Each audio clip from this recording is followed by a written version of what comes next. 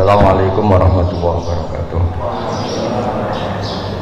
Bismillahirrahmanirrahim. Rabbi shrah li sadri wa yassir li amri wahlul 'uqdatam min lisani yafqahu qawli. Wa sallim wa barik ala sayyidina Muhammadin wa ala alihi wa sahbihi ajmain. Amma ba'du.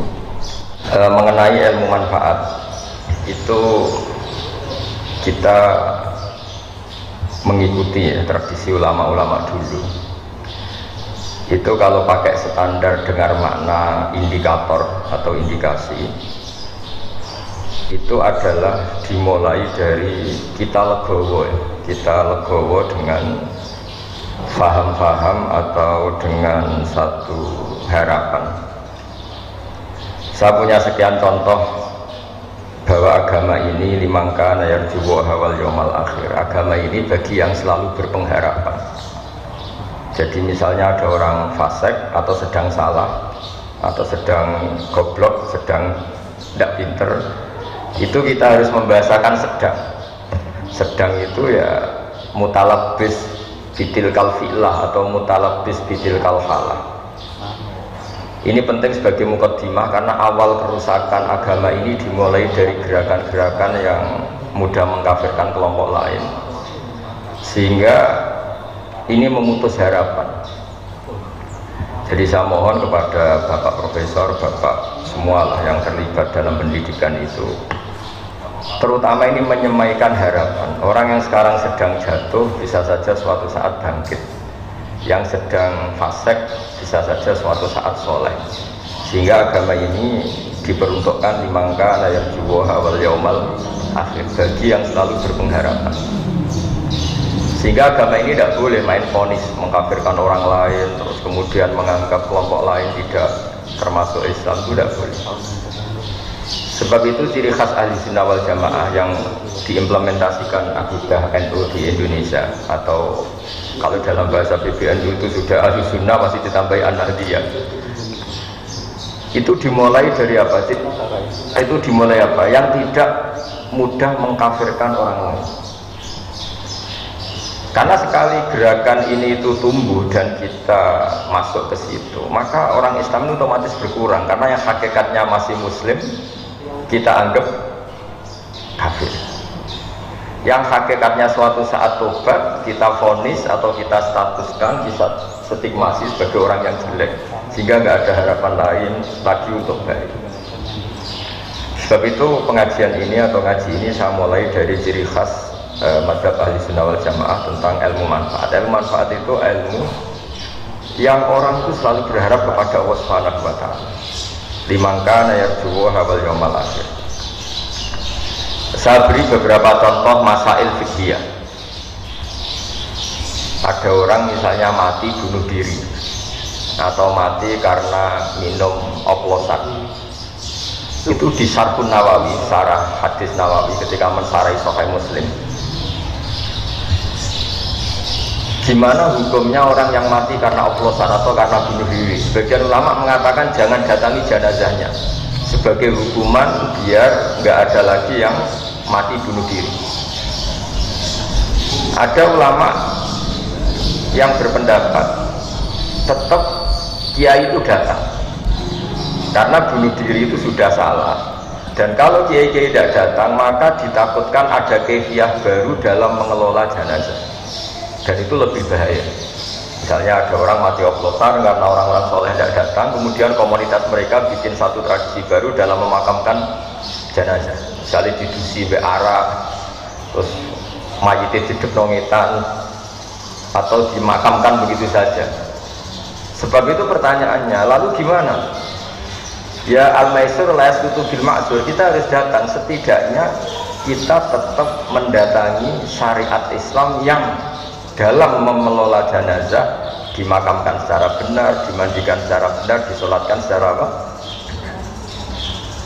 Nah, artinya begini, kita datang ini sebetulnya bukan bentuk penghormatan ke orang fasik, tapi bentuk mengawal syariat Islam supaya tetap berjalan meskipun sedang mengelola orang apa? Fasik. Jadi ini penting sekali saya utarakan supaya legowo kita sebagai pemandu ilmu atau pemandu mazhab ahli sunnah wal jamaah Itu bukan urusan seneng dan tidak seneng, tapi kita ngawal syariat Islam ini kita ngawal. Caranya apa? Ya tadi selalu berpengharapan di mangkaan arjuwa wal yawmal akhir. Kalau tadi dikatakan Pak Rektor misalnya susah menerapkan pesantren di kampus, tapi jangan pernah putus harapan. Al-Azhar itu ya kampus, tapi tradisinya pesantren. Di situ ada ijazah toreko, ada ijazah cara menghafal Quran secara benar, tapi tetap tradisinya itu kampus.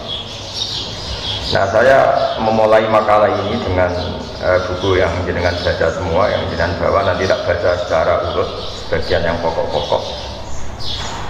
Saya mulai dengan ilmu manfaat itu, ilmu yang kaya apa? Saya akan berpendapat ilmu yang selalu memberi kita harapan. Jadi agama ini kata Allah liman kana yarjuha wal yaumal akhir, bagi selalu yang punya. Ketika Sayyidina Umar ditanya ibadah paling baik itu gimana? Intidharul farad, selalu menunggu harapan, menunggu suatu saat ada kebaikan, ada hari yang lebih baik. Nah, itu dimulai dari mana? Dimulai misalnya seorang bapak yang awam, yang mungkin lugu atau bodoh, selalu bilang le ke Jokowi bapak, akhirnya anaknya sekolah dan lebih baik. Ada orang yang nyuwun sewu mungkin dia maling atau copet atau apa, kalau ngandani anaknya bapak tok sing nglakoni ning penjara, kowe aja sampai nasibmu koyo bapak. Dan dari harapan seorang bapak yang terpidana ini kemudian lahirlah anak-anak yang soleh. Ketika orang-orang kafir Mekah yang sangat sadis kepada Rasulullah SAW itu sampai Malakul Jibal itu nggak tega, terus menawarkan, ya Rasulullah, hari ini saya diutus Allah untuk apa? Untuk menghancurkan orang-orang Mekah yang mengusir engkau, yang menyakiti engkau. Tapi kata Nabi, jangan. Asallahu ayyukhrija min aslabihim ma ya'budullaha wa la yusyriku bihi syai'an. Mungkin bapaknya kafir, tapi saya berharap nanti anak-anaknya menjadi mukmin. Jadi orang yang kafir saja Nabi tidak butuh harapan. Ini bukti itu ada di hadis sahih di Bukhari. Dan betul, Abu Lahab punya putri namanya Durrah, ada yang baca Darrah, itu mukminah sholihah. Abu Jahal punya anak namanya Ikrimah, ini termasuk sahabiyun jalilun. Jadi agama ini digerakkan oleh harapan liman kana yarju. Bahkan ketika bapaknya belum, kan banyak sekarang di Indonesia. Banyak di Indonesia itu orang yang nggak bisa baca Quran, anaknya hafid. Dimulai dari mana? Dimulai dari sebuah apa? Harapan liman kana yarju wal yaumal akhir. Sebab itu dalam sebuah kitab Jami'u Ushulil Auliya, kitab tentang para wali, itu Abdul Hasan As-Sadili pernah mimpi. Di situ ketemu Nabi Nuh dan Nabi Muhammad SAW dalam mimpi. Itu Nabi Nuh digojlok begini sama Nabi Muhammad. Andaikan Nabi Nuh tahu bahwa dalam tubuh orang kafir bisa saja ada sperma nasamah namanya kalau dalam bahasa Arab, yang suatu saat ini jadi mukmin. Misalnya Abu Jahal, ternyata dia menyimpan nasamah, yaitu nanti jadinya ada Ikrimah bin Abi Jahal. Mungkin buyut-buyut kita, orang-orang di negara-negara Eropa, mungkin banyak yang mbah-mbahnya kafir, atau yang karuan ya di Arab. Di Arab itu banyak orang kafir yang karuan di kitab itu Abu Jahal punya anak Ikrimah, Abu Lahab punya anak Darrah. Andai kan Nabi Nuh tahu bahwa orang-orang kafir yang beliau pasutkan itu mati, padahal di tubuh mereka tersimpan nasamatan mukminah, bisa saja tersimpan calon-calon orang mukmin, maka mada'a ala qaumih, maka tidak akan masukkan kaumnya. Artinya apa? Kenapa Nabi Nuh yang termasuk ulul azmi akhirnya syariatnya Nabi Nuh tidak menjadi syariat kita? Karena syariat kita tidak boleh Rabbila tadar alal ardi minal kafirina daya. Karena yang sedang bodoh bisa saja di situ tersimpan calon-calon profesor, calon-calon doktor, calon-calon ulama, padahal bapaknya awam atau lugu. Maka Bapak Purwo, Pak Profesor Purwo, saya pernah ketemu profesor juga di Jogja, cerita, Gus, sebenarnya saya dengan bapak saya itu entah pinter mana. Kok sampai cerita gitu? Ya, bapak saya ini petani udon, punya anak profesor. Saya profesor, anak saya naik SMP saja kesulitan. Biasanya ini pinter siapa? Makanya cerita yang favorit di Bazibar agaknya Mbah Mun itu, ada orang awam duduk punya anak alim alama. Setelah punya anak alam alama ini, anaknya ini punya pondok besar itu. Ya rata-rata santri itu kultus. Anaknya saja sealim ini, apalagi bapaknya. Suatu saat bapaknya ke situ, sholatnya ya ada bener, wudunya ada bener. Santri itu masih bisa mentakwil. Ini mungkin jadab itu bahasa khusus pondok, mungkin punya perilaku khusus loh, yang sudah terbebas dari syariat. Suatu saat bapaknya ini kencing dekat musola, jadi sudah agak bisa ditakwil. Wah ini kali ini bodoh betul ya. Singkat cerita si santri memberanikan diri matur kiainya, Pak Yai, saya ini kecewa. Dulu saya kira bapak anda lebih pintar dibanding anda, karena anda alim betul. Ternyata bapak anda ini bodoh. Terus kata sang kiai tadi, ora cung, bapakku itu pintar. Sing bodoh itu mbahku. Kenapa bapak jenengan pintar? Karena memutuskan punya keputusan terbaik dalam hidupnya, yaitu saya dipondokkan. Akhirnya saya jadi orang alim. Nak mbahku bodoh, berkora atau mondok no. Artinya apa? Generasi bodoh itu bisa diakhiri. Maka sebetulnya seorang yang bodoh itu ya sedang bodoh. Bisa saja di sini menyimpan tadi nasamatan sing mukminatan, nasamatan alimatan, nasamatan sing mu'jibatan. Sehingga kalau dalam ngaji nahwu, ini juga orang-orang umum juga harus ngaji nahwu. Bahasa nahwu itu manusia itu berstatus seperti isim fa'il. Isim fa'il itu kalau fasikun berarti sedang fase, bukan permanen fase. Seperti kita misalnya mungkin kita sholihun, ya sebetulnya sedang soleh, bisa saja kita su'ul khotimah, sehingga tetap disuruh berdoa ya muqallibal qulub tsabbit qalbi ala dinik. Lalu gerakan-gerakan ekstremis itu tidak mau belajar seperti ini. Kayak apa dulu Abi Sufyan musuhi Kanjeng Nabi, tapi akhirnya mukmin. Semua perang orang kafir itu dipimpin Abi Sufyan.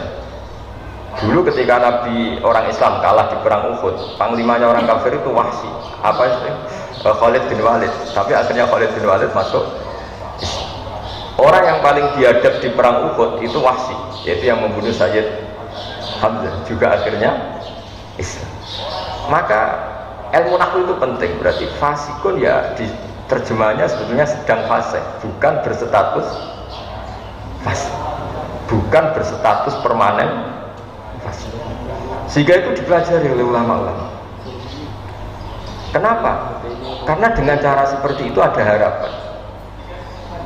Maka saya mohon, misalnya Universitas NU yang di Jogja, misalnya masih kecil ya berharap lebih besar, misalnya kurang baik berharap akan lebih baik. Pokoknya hasil itu jangan sampai orang itu tidak punya harapan. Maka kata Sayyidina Umar, afdhalul ibadah intidharul farad. Ibadah terbaik adalah selalu punya apa?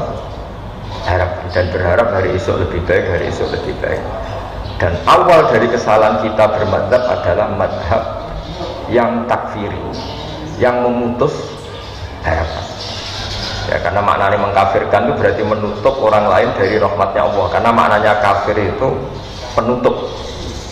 Sehingga dalam sebagian bahasa Arab, petani itu bahasa Arabnya kufar, karena maknanya itu penutup biji-bijian di tanah.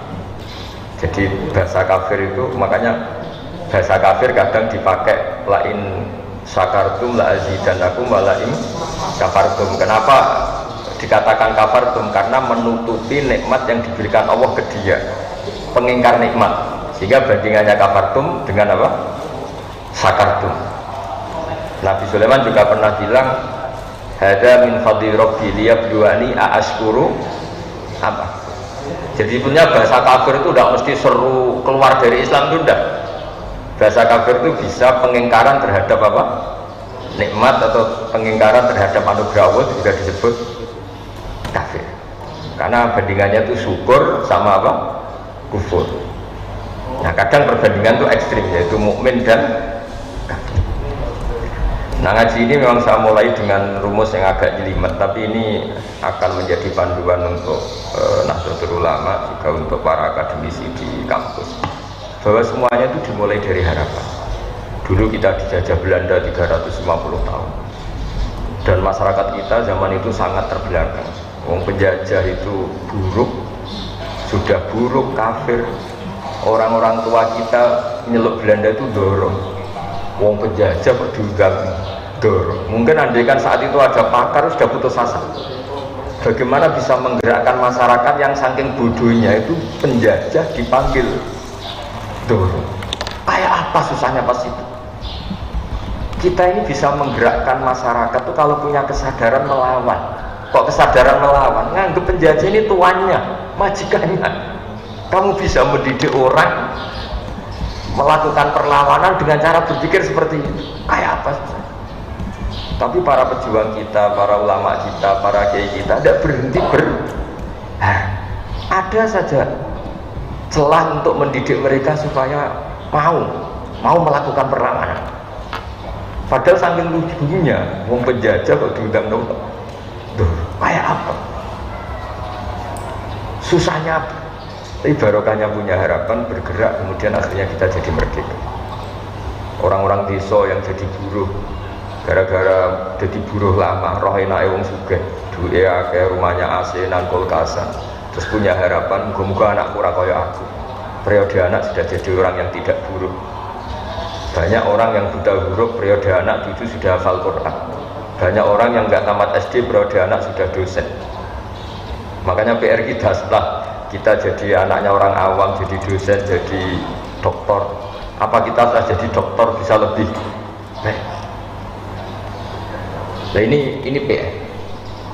Jadi ilmu manfaat itu dimulai dari cara berpikir, itu selalu punya. Makanya kalau dalam balaghah, di balaghah pesantren, kenapa Nabi Adam itu ditobati Allah? Padahal salahnya sama-sama salah. Iblis ya salah, melanggar perintah Allah. Adam juga salah, melanggar perintah Allah. Karena Nabi Adam itu bukan salah permanen, tapi sedang salah. Yaitu Allah membahasakan wa aso adamu rabbahu fahuwa. Jadi kalau dalam bahasa Arab itu ada bahasa status, ada bahasa sedang. Misalnya begini, saya ini kan tidak penjahit. Seorang lagi, saya ini tidak penjahit. Terus pas Pak Rektor main ke rumah saya pas jahit sarung.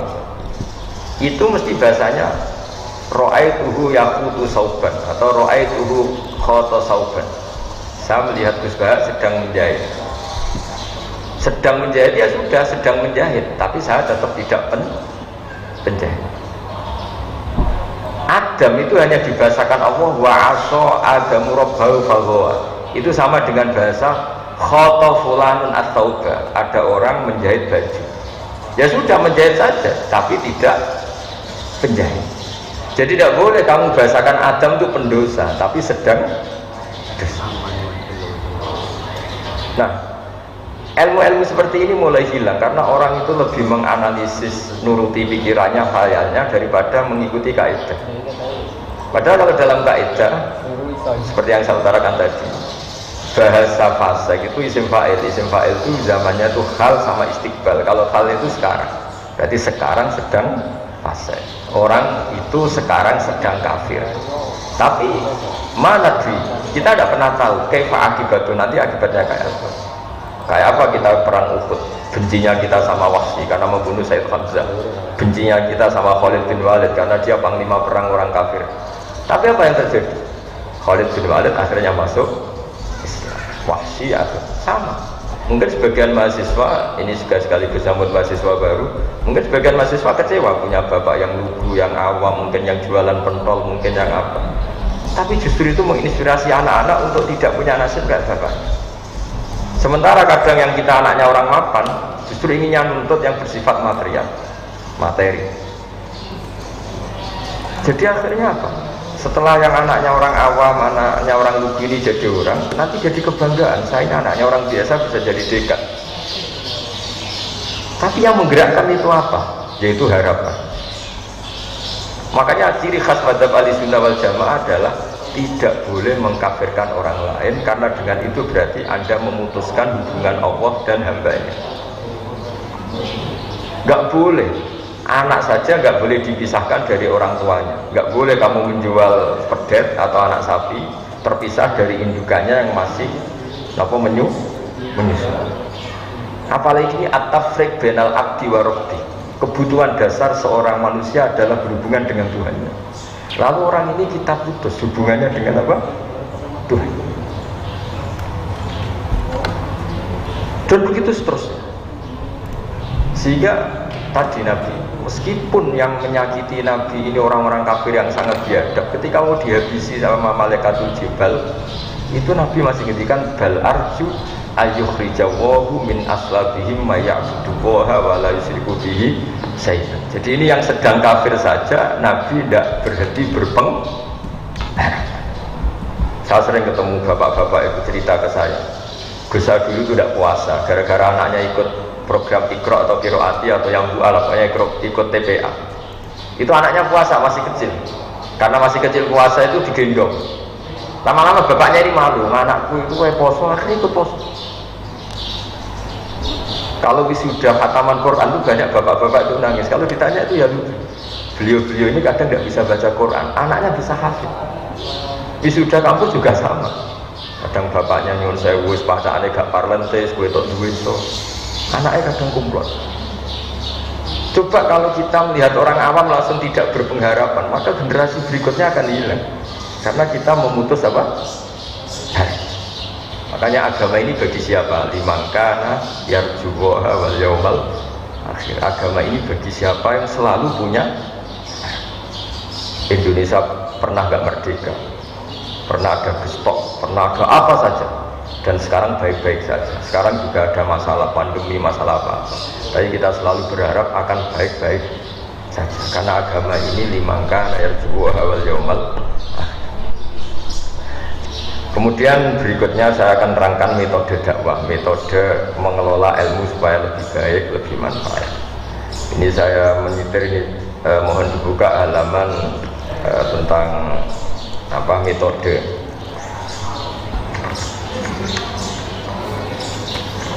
Tentang Sayyidina Umar diprotes sama beberapa sahabat karena beliau cara mimpin itu keras sekali. Kalau Abu Bakar lembut sekali. Jadi sama-sama dua pemimpin besar dalam Islam. Yang Umar itu keras sekali, yang siapa? Abu Bakar lunak sekali. Halaman 25. Ya ini saya baca halaman 25. Jadi kan Rasulullah SAW kita tahu ketika intaqala ila rafiqil a'la, ketika pindah ke alam itu loh. Karena tentang Nabi itu gini Pak Rektor, jangan sampai kita yang NU atau yang ahli sunnah wal jamaah itu menamai Nabi itu meninggal. Jadi memang kalau ulama itu aturannya agak jelimet. Pernah ada Imam Malik ketemu orang, ila aina anta, kamu kemana? Zurtu kubron Nabi, saya mau ke kuburannya Nabi. Itu dineng sama Imam Malik, orang itu gak ditanya. La taqul kubron Nabi wakul zurtun Nabi. Makanya orang Indonesia itu luar biasa. Yang paling awam pun kalau ditanya, kamu kalau haji mau kemana saja? Ziarah Kanjeng Nabi. Gak ada yang keterucut bilang ziarah kuburannya. Fa'inan Nabiyya hayyun, karena menurut keyakinan kita Nabi itu masih hidup, hanya intikal pindah ke alam barzah. Sehingga orang Indonesia itu luar biasa. Orang paling awam pun kalau ditanya, kamu mau kemana setelah ibadah haji selesai? Mau ziarah Nabi. Gak ada yang menambahi kata kuburan. Itu sudah jadi kultur, sehingga mereka melafadzkan meskipun tidak paham ya ngomongnya gitu. Kenapa umrah? Sampai ziarah Kanjeng Nabi. Di brosur juga gitu, ziarah ke Nabi, bukan ke makamnya Nabi. Jadi itu kultur kita sampai seperti itu. Ya kita tahu Abu Bakar mengganti Nabi. Abu Bakar itu alayin, dia halus sekali. Resiko halus adalah ketika melihat kemungkaran juga tidak berontak. Dan itu masalah, karena ciri utama agama Islam itu nahi mungkar. Sehingga Abu Bakar justru merasa yang mengganti beliau itu harus figur yang mewakili nahi mungkar, karena beliau merasa mewakili amar ma'ruf. Sehingga sahabat itu kaget sekali ketika ditanya siapa yang menggantikan engkau. Beliau menjawab Umar. Dua figur yang berbeda, perasaannya orang tuh nggak akan terlintas Abu Bakar kok memikirkan bahwa penggantinya itu adalah Umar, karena ini dua figur yang sangat kontras. Yang satu sangat lunak, yang satu sangat keras. Tapi kenapa akhirnya Abu Bakar itu minta diganti Umar? Kalau kita hidup di Jogja, di Solo, di kultur yang halus, mungkin seneng sama figur kayak Abu Bakar. Tapi misalnya Anda hidup di Kolombia, misalnya di daerah narkoba, di daerah-daerah yang keras, Anda akan butuh kayak Sayyidina Umar. Makanya dalam tarikh itu unik. Nabi pertama kali jadi Nabi dan yang Islam sudah ada beberapa, di antara yang sudah Islam itu Abu Bakar. Tapi Islam itu diteror oleh orang-orang kafir. Kalau mengaku Islam dijotosi, mengaku Islam disiksa. Sehingga Nabi itu angen-angen, waduh nak sing Islam melunak-lunak ini repot. Suatu saat Nabi jalan-jalan melihat Umar di pasar dan beliau sedang gulat. Di Umar itu preman, jadi kalau gulat itu menangan. Terus kata Nabi, Allahumma a'izzal Islam di Umar, semoga yang mau Islam yang jenis seperti ini. Betul. Sebagai riwayat ada yang cerita Nabi doa Senin gitu, Kamis sudah Islam. Pertama Islam masuk Umar, Umar masuk apa? Islam. Apa yang dilakukan? Bikin pengumuman. Siapa yang mengganggu Nabi Muhammad SAW akan saya bunuh. Sehingga gentenan orang kafir yang delik, bukan lagi orang Islam yang delik, tapi orang kafir yang sembunyi. Dan awal itu pula dimulai fasda bima tu'mar. Artinya apa? Figur kayak Abu Bakar itu belum memenuhi kebutuhan ketika ketemu orang kafir-kafir yang rese tadi. Sama. Andai kan semua orang Islam itu lunak, itu nanti kalau ketemu yang harbi ya tentu yang kita masalahkan itu kafir yang harbi yang ingin merusak kita, bukan orang kafir yang mau berbaik sama kita. Walhasil singkat cerita Abu Bakar ini ingin diganti Umar karena ada kebatilan-kebatilan yang masif, ada kebatilan-kebatilan yang aktif. Singkat cerita ketika Umar mimpin ditanya sama Abdurrahman bin Auf, engkau mengganti orang yang sangat lunak sementara engkau sangat keras. Nah ini yang terus dijawab, ya Abdurrahman, wallahi laqad lintu linnasi hatta khasyitu wa fil lail summa stadadtu alaihim hatta khasyitu wa fi syiddah fa'ilal makhraj. Jadi intinya gini ya, ini saya beri analogi. Kalau kita misalnya punya keluarga yang nakal, misalnya yang pergaulan bebas, kalau ketemu paman atau Pak D yang lunak, ngajak pacarnya di situ gak ditegur, melakukan hal yang haram gak ditegur, pasti ponakan ini berpikir wah gak apa-apa, nyatanya Pak D saya gak negur. Intinya apa? Kalau terlalu lunak menjadikan keponakan ini yang salah tidak tahu kalau itu salah karena gak ditegur. Kebalikannya kalau pamannya ini terlalu keras, ponakannya juga gak pernah main ke sini, jadi ya rapo berdidik, ke situ saja enggak. Jadi akibatnya sama, yang terlalu lunak ya gak bisa didik karena membiarkan, yang terlalu keras juga gak bisa didik karena ketemu saja enggak, karena ponakannya pasti ya berani ke situ. Intinya apa? Terlalu lunak ya masalah, terlalu keras ya masalah. Maka kata Sayyidina Umar, ketika aku pakai metode dakwah lunak, saya juga takut dosa. Karena lunak adalah bisa saja pembiaran terhadap maksiat. Tapi ketika saya terlalu keras, saya juga takut dosa. Karena keras itu menjadikan tidak berkesempatan komunikasi, tidak berkesempatan interaksi. Natijanya sama, hasilnya sama, sama-sama orang berdidik, tidak berkesempatan mendidik. Itu yang dimaksud Sayyidina Umar. Wallahi laqad lintu linnasi hatta khasyitu wa fil lail thumma stadadtu alaihim hatta khasyitu wa fi syiddah. Jadi dakwah yang terlalu lunak juga masalah kayak tadi. Tapi saya ini cerita zaman dulu ya, saya tidak ingin dalam konteks bernegara yang baik itu ada ekstremitas, karena ini kan cerita zaman dulu orang kafir itu sangat ekstrim, mengancam membunuh yang mau masuk Islam, sehingga Nabi butuh figur orang kayak Umar yang berani ngancam balik, yang berani ngancam. Nah kalau dulu kan enggak, gara-gara belum ada Umar, Abu Bakar CS-nya hanya jadi objek intimidasi orang kafir. Tapi gara-gara Umar masuk Islam, gantian Umar yang intimidasi mereka, dan barokahnya itu kemudian Islam nggak diganggu lagi. Nah artinya apa? Kita sebagai dai ini berkebutuhan macam-macam.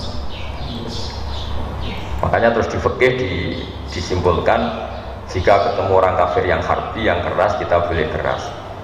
Makanya qatilul ladzina yuqatilunakum, perangi mereka yang merangi kamu. Sehingga ulama dulu yang merangi Belanda, merangi Jepang, karena mereka merangi kita. Tapi kalau mereka tidak merangi kita, tentu kita diharamkan merangi mereka. Nah bayangkan misalnya zaman Belanda jajah kita, Jepang jajah kita, terus kamu fatwa yang lemah lembut, ya repot. Zaman itu ya nggak jadi merdeka dengan fatwanya seperti itu. Nah Islam itu menyediakan itu semua. Ada fatwa saat perang, juga ada fatwa saat negara normal. Kalau ketika negara normal ya fatwanya tentu bil hikmati wal mau'izatil hasanah. Tapi apapun itu sudah saya niati di sesi ngaji ini, saya akan cerita agama ini liman kana yarjuha wal yaumal akhir. Jadi cerita pokok yang ada di hadis sahih adalah ketika Malakul Jibal menawari Rasulullah SAW untuk menghabisi orang-orang kafir Mekah, Nabi ngendikan, tapi saya berharap dari anak turun mereka menjadi mukmin. Ini bapaknya masih kafir. Nabi berharap generasi ini selesai dengan melahirkan orang-orang mukmin. Jadi setelah Abu Jahal itu ya sudah selesai, karena Abu Jahal melahirkan orang namanya Ikrimah. Khalid lebih ngeri lagi. Khalid itu punya bapak namanya Walid. Wah itu lebih parah lagi. Walid bin Mughirah itu biadab-biadabnya orang Mekah yang paling mengganggu Nabi. Tapi punya anak Khalid bin Walid yang nanti menjadi panglima terbaiknya umat Islam. Wahsy, kayak apa Nabi tidak senangnya sama Wahsy? Karena membunuh ahabban nasi ila Rasulillah. Sampai saking gak senangnya Nabi itu, sudahlah Wahsy, iman kamu saya terima, tapi tolong kalau ketemu saya kamu menghindar. Setiap saya melihat kamu saya akan ikan pamat saya Sayyid Hamzah. Tapi iman kamu sudah saya terima. Sehingga masyhur itu dalam sejarah Wahsy ketika perang Yamamah yang dipimpin Abu Bakar, dia berkeinginan membunuh Musailamah al-Kadzab. Ada yang baca Musailamah al-Kadzab. Kata beliau, kata Wahsy, saya berjanji fakama qataltu ahabban nasi ila Rasulillah saat tulu abghadun nasi ila Rasulillah. Saya bersumpah karena saya pernah berdosa membunuh orang yang paling dicintai Rasulullah, saya akan membunuh orang yang paling dibenci Rasulullah. Itu membunuh Musailamah al-Kadzab yang ngaku sebagai nabi. Artinya apa? Orang yang biadab Wahsy yang bunuh Hamzah sampai seperti itu, Kilaslah dibunuh, disobek perutnya oleh Hindun, kemudian jantungnya dikunyah. Kayak apa? Tapi Hindun akhirnya ya jadi muslimah, Wahsy jadi muslim. Nah kenapa bisa begitu? Karena selalu ada. Nah contoh terakhir harapan yang tidak kesampaian tapi efeknya bagus. Abdullah bin Ubay bin Salul itu ketua orang munafik. Kayak apa fitnahnya Abdullah sama Rasulullah? Tapi ketika Abdullah bin Ubay itu meninggal, itu anaknya minta supaya Nabi itu ngasih gamisnya, sama Nabi dikasihkan supaya dipakai mengkafani siapa? Abdullah bin Ubay. Dan ini Ra'isul Munafikin. Bahkan setelah Nabi datang di jenazahnya itu, keluarganya minta supaya Nabi itu corong Jawa kan ngidoni, semua fisiknya disuruh ngidoni bin barokah untuk idoni kan Nabi, diturutin. Orang tuh heran semua, kayak apa salahnya Abdul bin Ubay bin Salul sama Nabi. Nabi itu tiap jalan satu langkah, dua langkah, dihadang sama Umar. Amata Jakarta ya Rasulullah, kalau Ubay kata wa kata, engkau apa enggak ingat kayak apa Ubay menghujat engkau? Engkau apa enggak ingat kayak apa Abdul bin Ubay mencibir engkau, menghina umat Islam? Hati ya Umar, sudah tanah saya Umar, kamu minggir sama ke sana. Sampai terakhir Nabi mau mensolatkan, sudah tak mau takbir. Baru ada ayat turun, wala tusolli ala ahadim minhum mata abada wala taqum ala qabr. Terus Nabi gak jadi sholat. Tapi apa yang terjadi? Meskipun Abdul bin Ubay akhirnya Nabi gak boleh sholat, aslama min qaumihi wa ashirati alfu ahli baitin. Karena sikapnya Nabi yang simpatik ini, keluarga Abdul bin Ubay masuk Islam semua. Wah kok sebaik itu? Orang kok sebaik itu? Jadi artinya apa? Jangan-jangan orang yang sedang mati karena oplosan, punya ibu yang muslimah, punya keluarga besar yang muslim, sehingga ketika seorang kiai datang ini menjadi simpatik. Pak Yayu Api, ya masih anakku mati ini ya dihormat. Keluarganya Abdul bin Ubay gitu, wong kok api kayak Muhammad, ya jangkar mereka masih munafik. Akhirnya mereka masuk Islam semua, gara-gara melihat khotbah Rasulullah SAW betapa halusnya. Dan itu menjadi manhaj kita. Jadi di NU itu di tonggo fasik, terkenal koruptor, terkenal macam-macam, di undang-undangan ya teko. itu bukan menghormati orang fasik. Wah ini berarti melegitimasi kefasikan. Dia sudah orang fasik kok datang. Sebetulnya itu mendatangi sebuah harapan, mendatangi sebuah harapan. Jadi kita berkawan orang fasik, punya berkawan dengan harapan. Jadi ini ciri khas madzhab-madzhab ahli sunnah wal jamaah, dan saya mohon ilmu ini menjadi ilmu yang jadi pegangan kita. Keempat, kenapa itu kita lakukan? Ini ada di kitab Hikam, pernah saya ajarkan juga ketika Fakultas Kedokteran UGM ke sini. Kenapa ini kita ajarkan? Yang keempat, ini contoh saya yang terakhir. Karena sebetulnya kita benci orang maksiat itu karena kebetulan orang itu tidak ada hubungan dengan kita. Misalnya begini, kamu dipisoi orang, kan memaafkan itu susah. Coba bayangkan yang misoi itu anak kamu kepada orang lain, kamu berharap apa? Orang itu memaafkan anak kamu. Kalau pertanyaannya, wah misoi kudu diwales, kudu ditaboki, kalau orang mengumpat itu harus ditangani. Pertanyaannya, kamu fatwa gitu karena kebetulan yang salah bukan anak kamu. Coba kalau yang salah itu anak kamu berharap dimaafkan apa dipukulin? Dimaafkan. Makanya Nabi Ibrahim alaihissalam ketika diangkat di alam malakut, kemudian melihat orang maksiat, menurut kamu Ibrahim orang-orang maksiat itu diapakan? Habisi saja ya Allah. Mereka hidup di bumimu, makan dari rizkimu, tapi maksiat terus. Sama Allah diturutin. Sampai 3 kali, ada 3 peristiwa. Ya, ada yang maksiat zina, ada yang maksiat maling, ada yang maksiat apa. Suatu saat Nabi Ibrahim disuruh nyembelih Ismail. Itu anakmu sembelih. Tidak bisa ya Allah, ini samrotu fuadi, ini buah hati saya, wafik ini kesayangan saya. Nah kenapa tidak boleh dibunuh? Ya ini kan kesayangan saya. Nah ya kenapa? Ya karena anak saya. Terus kata Allah, kamu apa tidak ingat di malam ketika kamu saya mi'rajkan, itu hamba saya yang bikin saya, kamu enak aja usul kamu bunuh. Setelah saya usul supaya anak kamu bunuh, kamu tidak mau. Memangnya kamu lebih sayang sama anakmu ketimbang saya sama hamba-hamba aku juga sayang. Enak saja kamu tidak ingin, tidak ikut bikin, hanya usul supaya tak bunuh. Semenjak itu Nabi Ibrahim sadar sebenarnya kebencian kita sama maksiat itu karena kebetulan. Itu udah anak kita. Coba kalau kamu jadi dosen lihat mahasiswa goblok itu mantelnya bukan main. Tapi kalau itu anak kamu, wah dosen itu sing apian tuh, ora oleh kereng-kereng saate bocah. Kalau dalam guyonan saya sering sebagai kiai itu sering guyon. Kalau ada pembantu mecahkan piring dimarahin, itu pasti salahnya dua. Mecahkan piring dan tidak cantik. Sekali itu cantik, apa majikannya bisa marah? Itu pasti. Begitu juga wong nyulayani janji kok diamuk. Itu mesti orang atasan. Coba kalau yang nyulayani Pak Mustafid nih rektor, sepurane aku terlambat, dia betul apa? Tapi kalau yang terlambat ini office boy atau karyawan, nggak disiplin, nggak profesional. Maka kalau ada kemarahan terhadap kesalahan, pasti sebabnya dua, salah dan tidak prospek. Ada, tapi ini nggak diomongkan, yang kedua ini nggak diomongkan. Nah itu semenjak itu sadar kearifan. Jangan-jangan kebencian kita terhadap maksiat itu sebetulnya bukan karena maksiatnya saja, karena kebetulan itu tidak keluarga kita, tidak anak kita. Nah kearifan-kearifan seperti ini itu harus hidup di komunitas Nahdlatul Ulama, di komunitas NU, umumnya di komunitas Islam. Jadi jangan belajar Islam dari segi lunak saja, karena kan itu yang kamu ajarkan, nanti kita kesulitan cari metode ketika menghadapi penjajah. Itu ya ada momennya sendiri. Islam ekstrim itu ada momen ketika ada penjajah. Tapi ketika negara sekarang sudah normal, kita harus semua berhikmati wa bi'idzatil hasan. Tapi apapun itu saran saya satu, orang nggak boleh nggak punya harapan, karena agama ini limangkana yarjuwa wal yaumal akhir, bagi yang selalu punya harapan. Saya kira demikian. Assalamualaikum warahmatullahi wabarakatuh.